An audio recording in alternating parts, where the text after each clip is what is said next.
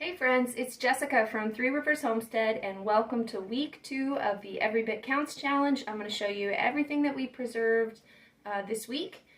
If you're new here, I participate in a challenge, actually host the challenge on Instagram and here on YouTube every August, and it's called the Every Bit Counts challenge, and I'm encouraging people to preserve something, no matter how small, every single day in the month of August because in my experience, it's those little things, every little bit that you preserve, it adds up to this beautiful, wonderful pantry that you'll have to help you get through winter. And it's a much more manageable way to preserve food because you're not overwhelmed with these big, huge batches. You're kind of keeping up with things as they come in from the garden. So let me show you what we did this week. But the library book that showed me how to make corn dolls is at the library now.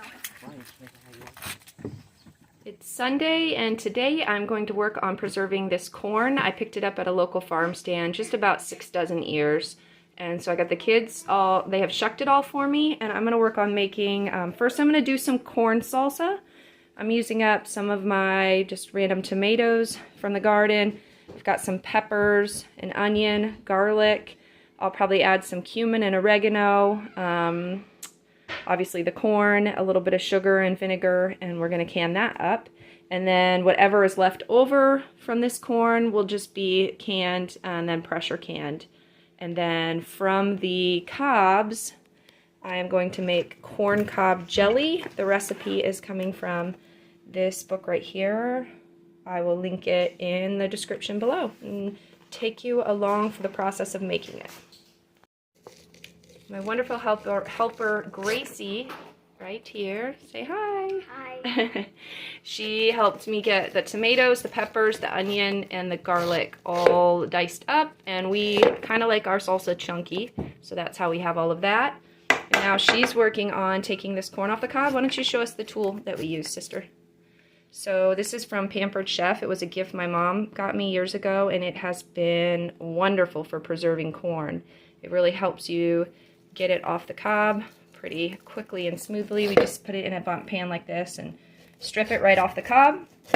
And then the cobs we're saving here to make some jelly here in a little bit, and I'll show you that. So we're only going to do maybe like 8 ears of corn for our salsa, and then the rest of this will be canned in quart jars. Our corn is all mixed in with our other veggies, so now Gracie is going to add 2 cups of white vinegar. And then we're going to add 1 cup of lemon juice, or lime juice would be ideal. We don't have any in the house, so we are using lemon juice. Okay, now she's going to add 1 cup of sugar and then stir it in there.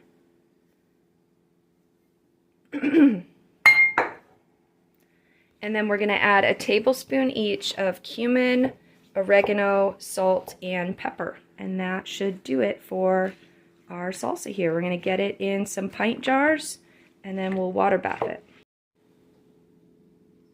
Okay, we got, what is this? 7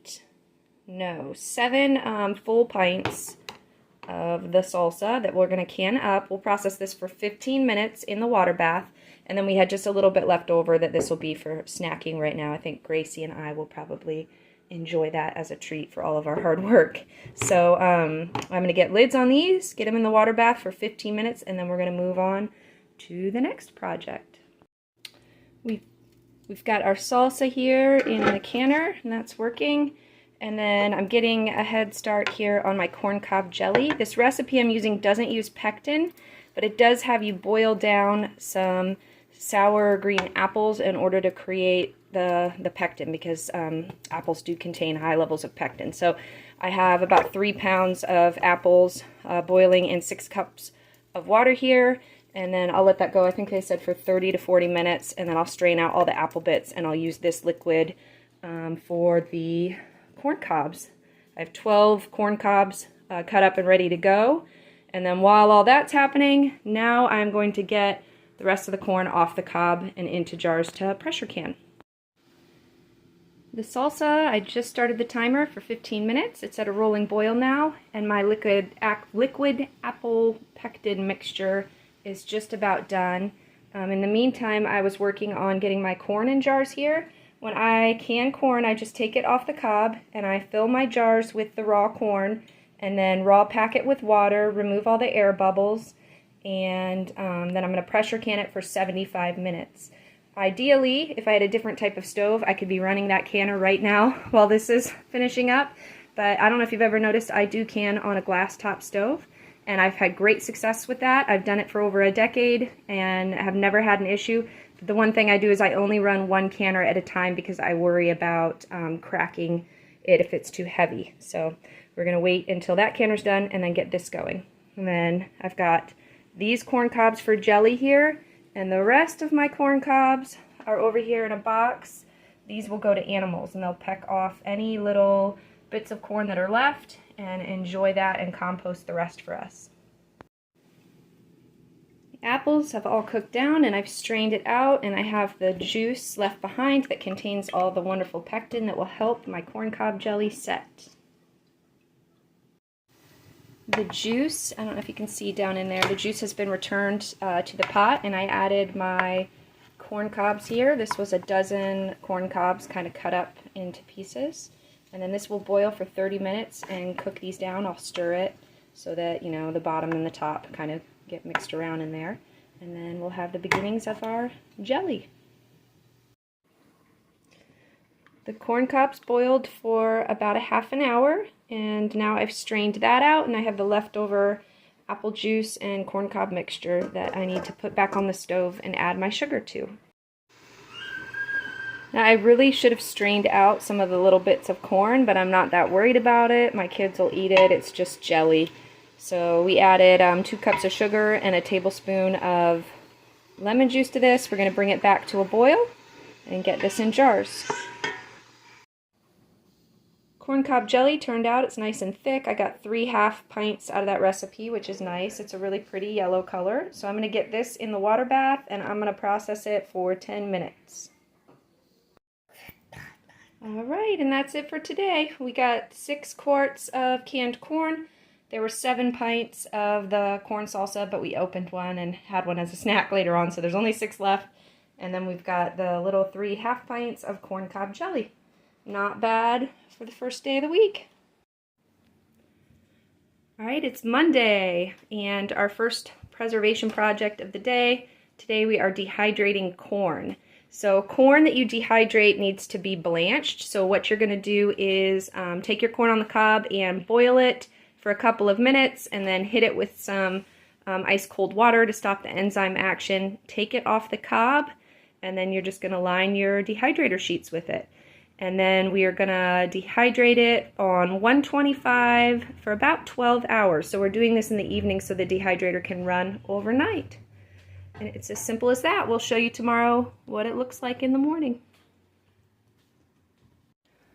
We have an Excalibur dehydrator. I'll link it in the description below. But now we're all loaded up and ready to go.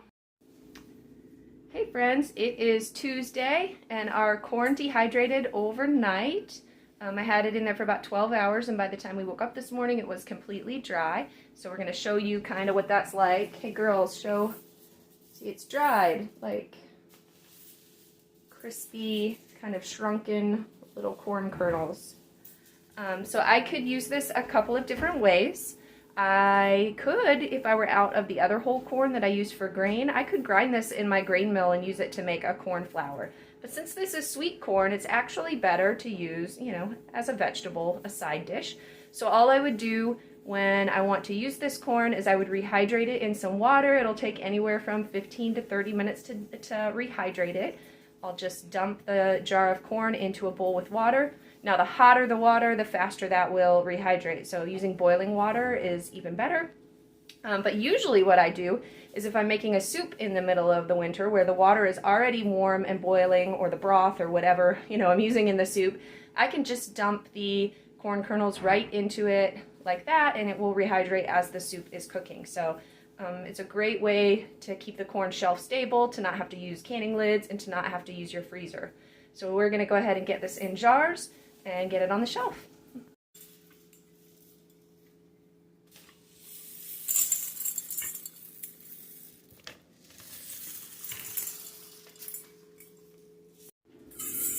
So besides making corn flour and using it in soups, like I had previously mentioned, another great use for this corn would be to rehydrate it and add some into things like cornbread or corn muffins. Anywhere that you would use regular canned corn or frozen corn kernels, you can use this. It's just the only difference is that it requires a little bit of rehydration before you use it.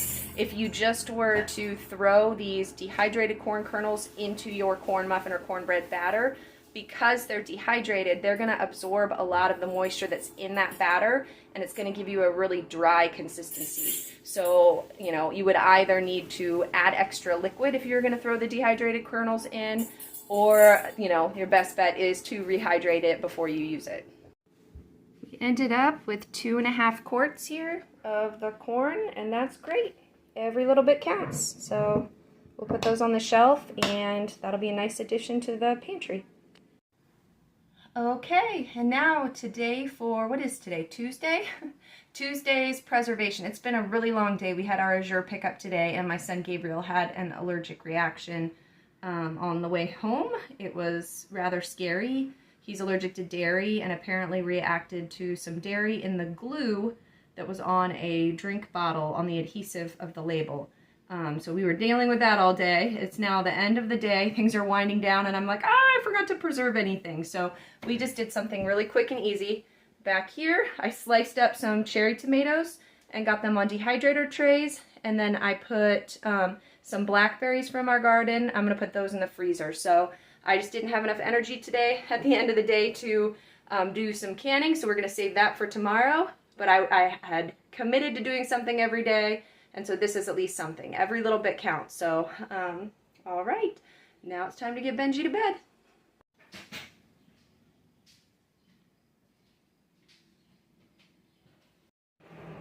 All right, it is Wednesday, and for today's preservation project, I am working on canning up some carrots. We have carrots currently growing in our garden, and those will be for fresh eating this fall. I love the taste of fresh carrots straight out of the garden. They're perfect and sweet, and nothing you can find in the store is anything like it.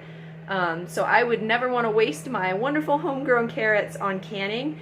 Typically, when I can carrots, I purchase them in bulk, either from a local farm or through Azure Standard, so that's what I'm using today. These canned carrots are what will get us through the winter months for things like soup or stew or something like that. And then what we grow in our garden will just kind of be left out, and that'll be for our fresh eating when we want carrot sticks and things like that. So that's what I'm working on right now. I've got my carrots all chopped up and in the jars. I'm doing a batch of 7-quart jars today. They're going to go in the pressure canner for 30 minutes for quarts. If I were doing pints, I would do 25 minutes. And it's really that simple.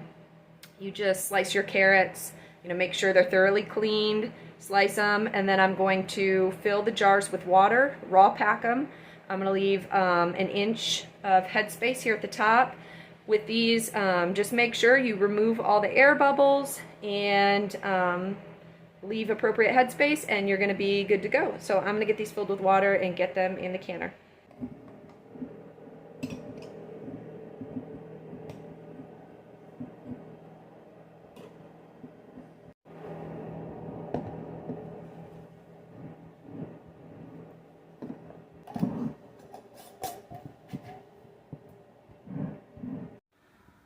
Sometimes I get questions about this. When you raw pack with water, you're filling your jars with just room temperature water. That means the water that you put in your canner needs to also be room temperature. And then you'll put it on the stove and everything will come up to a boil together. If I had boiled the water that I was putting in my jars, then I would already have the water in my canner hot and boiling and ready to go. You always want the contents of the jars to be the same temperature as the water that you're putting it in. That will prevent you having jars that crack during the canning process. So I just put water that was room temperature in these jars, got them all sealed up and ready to go, and then I filled the canner with water straight from the tap. And then this will go on the stove, it will come to pressure, and then it will process for, 30 minutes, because we're doing quarts. All right, we'll see you in a little bit. Okay, and then now I'm also taking these cherry tomatoes that I dehydrated yesterday. They were in the dehydrator overnight and through most of the morning and early afternoon because it is particularly humid here right now. We've had thunderstorms all day. So it took a really long time for these to dry, but they're good now. What I'm going to do is get them in a jar and store them on the pantry shelf. I often get questions about how long these dehydrated items will last on the pantry shelf, and they are good for a long time. A year, they would be fine. If I planned on storing them for longer than a year, I would probably put some kind of oxygen absorber in with them and put them, you know, in my long-term storage pantry. But if I'm planning to use them up within 6 months to a year, they're just fine on the pantry shelf. And as long as I'm not frequently opening the jar and adding, you know, moisture in there, these are going to be fine. And I just use a regular canning jar with an old used lid, and that works perfectly fine for us. So no need to buy fancy equipment if you plan on using these in the near future. You don't need to seal them up with a vacuum seal or anything. They'll be just fine with everything else in your pantry. So they are delicious little treats. They're wonderful. I will use these on pizzas as a pizza topping. We'll add them to salads as like a garnish on top. They give a little crunch and flavor. And they're so delicious. When you dehydrate tomatoes, the flavor is so concentrated. It's just a really good little snack. So if these make it to winter, I will be very surprised. They'll probably be gobbled up as a snack here in the near future. Dinner time, having some corn and potatoes and ham. Just finishing up our canning here. I let my canner get a little above pressure because I was busy with the kids, but it is just fine. That won't hurt anything. 18 more minutes to go.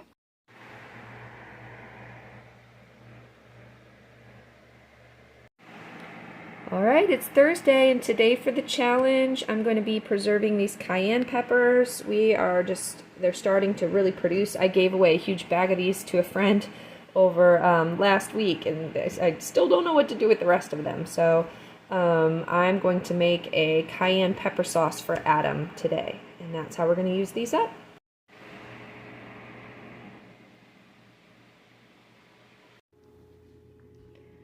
Right, we have onion, garlic, our cayenne peppers, the banana peppers, and vinegar, a little salt, a little bit of paprika.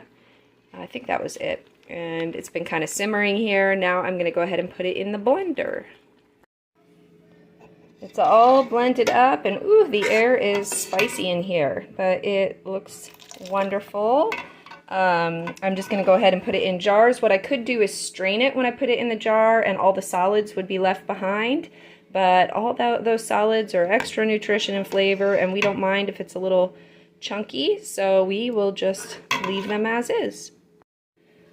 I thought I'd show you what you would do if you did want to strain it out. So you would just put it through a strainer like this, and then the solids are left behind, and just the juice is going to drip through, and that's what's going to give you that traditional hot sauce.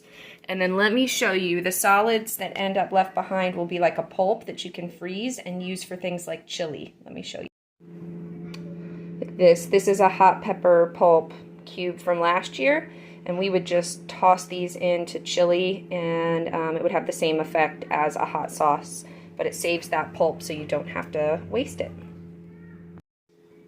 So as you can see, there is kind of your watery hot sauce that you would use to pour on dishes, but I'm making mine like a chunkier hot sauce that we'll use to pour into soups like chili or on top of like tacos and things like that. I don't mind the chunk. So yeah, so that's the difference of what you would do if you strained it or not. All right, so the boys are going to test this out and see how spicy it is. You guys can go ahead and dip a finger in there and let us know what it tastes like. You're not going to go for any water. Is it spicy? Yeah. It's like spicy. What do you think? That's pretty good. It's pretty good? You going to try it, Elizabeth? You can get some water? Come on, Gracie, you want to try it? No, thanks. No, thanks. So what do you think? Is it too spicy? Because you could add sugar to cut some of the spice if What do you think? It's good. It's okay. It's okay? It's great. Is it too hot, Gabe? No. All right. Well, good. We got 3 little half pints of it here, so that'll make some good chili this winter. What do you think? Yeah. All right. Also, today I pinched off the heads of some of my basil. It's not a ton, but it's enough to kind of preserve and use it because I don't think I'm going to use it before it starts to go bad. So I'm just going to pull off the leaves and get it in my food processor, and then I'll show you what I'm going to do with this. All right, I got all the basil pulled off the stems, and I just added a very little amount of olive oil in here, just enough so that this will blend up with it. I'm going to puree it in the food processor, and then I'm going to put it in this little container and freeze the little basil cubes. Let me show you what that looks like.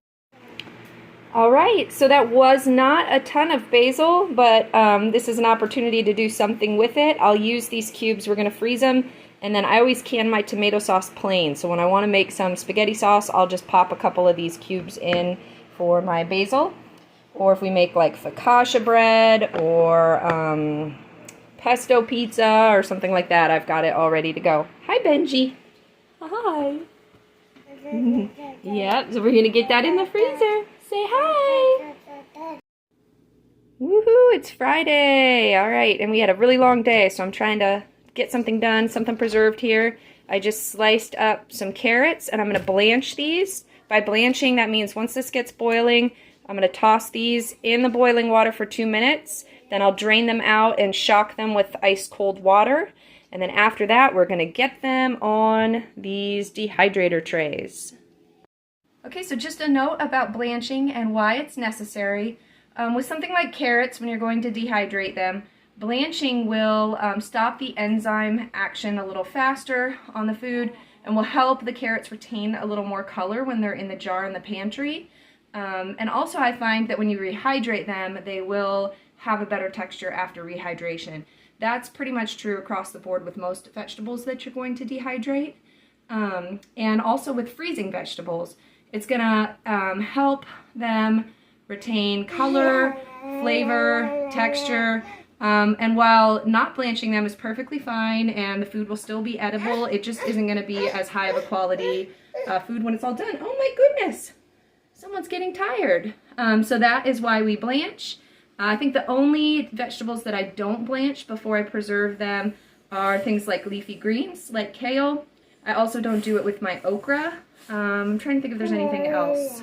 I think that might be about it. So blanching is just something, it's just an extra step, takes you an extra 10 minutes to do, but it is worth it for the quality of food you'll get after you're done. All right, let's go ahead and get these carrots in the water. All right, they're all blanched and ready to go. I've just got them draining in this colander for a little bit, trying to get some of the excess moisture out. I'll let them sit here for a little bit, and then we're just going to lay them out in one layer on these dehydrator sheets. Hi, Benji. Okay, I filled about 6 trays here, and you're probably wondering why I'm choosing to dehydrate some of these when I've already canned some, and I will likely freeze some. Well, I like to have options available, different ways of preserving different items. Dehydrating, oops, hold on just a second, let me deal with this. Dehydrating is probably the least optimal way to preserve things like carrots and winter squash and other items that are very high in vitamin A. Hold on, buddy! Because dehydration tends to destroy most of vitamin A and vitamin C in foods. So, you're definitely going to get a better retention of nutrients. Oh my goodness, hold on. Hold on. You're going to get better retention of the nutrients in your carrots and your squash if you choose to freeze them or can them instead of dehydrating. But what I find is when you can carrots, the texture isn't as good. You get a very mushy final product. And so that mushiness is really only good for things like soup and for purees. So if I want a carrot more for the texture, I'll dehydrate it and add it to a soup, and then it'll still be firm in the final product, but it will be less nutritious. So that's the trade-off. So these are mostly for the texture. My canned and frozen are for the nutrition. And with that, I'm going to get these in the dehydrator and get Fussy Gus here to bed. You ready for bed, buddy? You ready? Say bye-bye. Bye-bye. All right, we'll see you tomorrow. All right, so the carrots dehydrated overnight, and as you can see, they shrink up quite a bit, but they're nice and hard. They're like a little snack. So they'll be great for snacking. They're also great for adding to soups, and they'll give a little better of a carrot texture versus the canned carrots. There we go. There's all those carrots. They fit into just 1 pint jar, and they're going to go up there and be added to the shelf. Okay, so today my project is to do something with these tomatoes. I've been freezing just excess tomatoes until I got enough for a little batch, and oh, ooh, there's flies in here. And that is what, get away fly, that is what we're going to go ahead and do today. So I'm going to cook these up into some sauce, and let's see how much I can get out of this. I do not typically remove my skins when I'm making sauce. I just want the extra nutrition in there. So I'll show you what I'm going to do with this. I'm just cooking these down. They're a mix of Amish paste and several other varieties. I'm just going to cook these down on the stove, and then I'm going to run them through my blender here once they get softened up a bit. Alright, so I've blended my tomatoes up in the blender, and we're just going to go ahead and bring this now up to a boil before we get it in the jars. Hey guys, I got a sleepy baby on my back, and my tomato sauce is boiling back there, and right now I'm preparing my jars. I have decided that today I'm going to can in pint-sized jars. Obviously, we have a very large family, and a pint size is not enough sauce for one meal for us, but I have tons of quarts of sauce that are left over from 2020, and 1 quart now is no longer enough for us. So I'm assuming that if I combine 1 quart of last year's sauce with pints of this year's sauce, that will be enough for our family for a lot of the meals. So for each pint jar that I have, I'm going to add 1/4 a teaspoon of citric acid. I get my citric acid in bulk from Azure Standard for canning purposes, and this is just to ensure the acidity. I do grow a lot of low acid tomatoes. I don't know if you noticed, some of my tomatoes are orange. We grow those specifically because Adam likes the taste of the low acid the low acid tomatoes on things like BLT sandwiches and stuff like that. But when it comes to canning, if you're using a lower acid tomato, it might not ensure that the pH level is enough to keep botulism out. So adding something like lemon juice or citric acid will ensure that your canning is safe. I'm going to use the water bath method for canning, and so this is just a little extra precaution to make sure that it is acidic enough. So 1/4 teaspoon per pint, or if I were doing quarts, I would do 1/2 teaspoon of citric acid. I'm going to get this in the jars, and then my sauce is almost boiled, and then I'm going to add that in.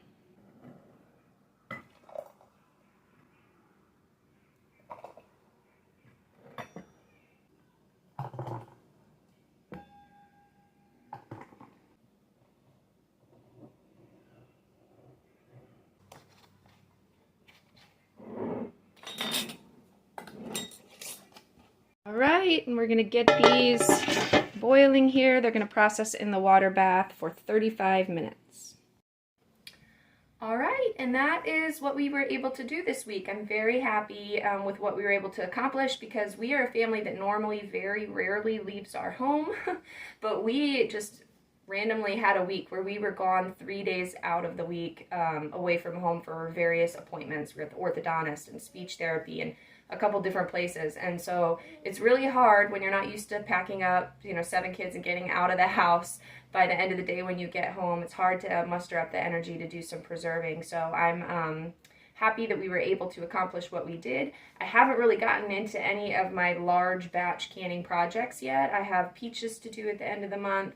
I've got pears, tomatoes, green beans, some of these things because our garden just hasn't produced, and because we've been dealing with like pests with our green beans. I'm going to have to purchase bulk green beans from a local farmer, and when I do that, I'm going to be doing all day canning marathons in order to get all those beans in the jar.